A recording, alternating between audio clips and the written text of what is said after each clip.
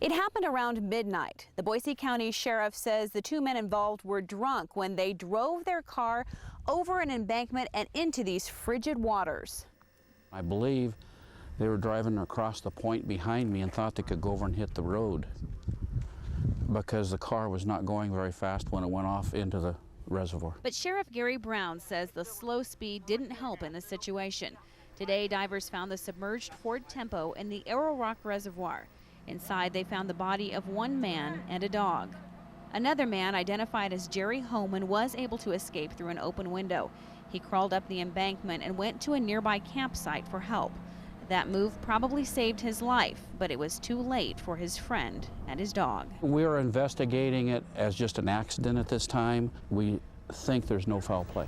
We have problems like this up here along this road all the time. People come up here and get intoxicated and get carried away.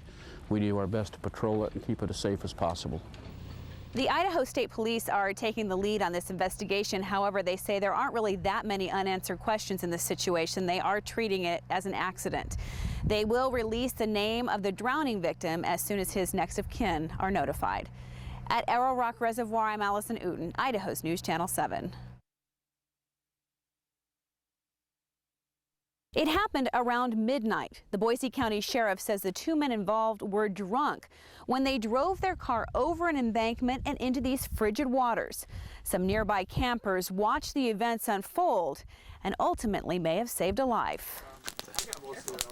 I just got up here yesterday. He got up here Wednesday night. It was supposed to be a relaxing weekend for fishing buddies Jason Rajeski, Ryan Sermon, and their camping cat, Dude Ranger. We came to fish and we were shooting our bow, and that was enough fun for the night. But late Thursday night, things took a deadly turn at this Arrowrock campsite. It sounded like they were arguing about it. According to the Boise County Sheriff, two other fishing buddies had too much to drink.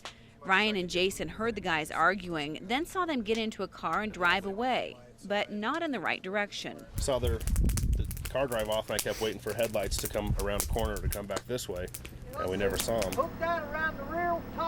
The sheriff says the two men accidentally drove off an embankment into the frigid waters.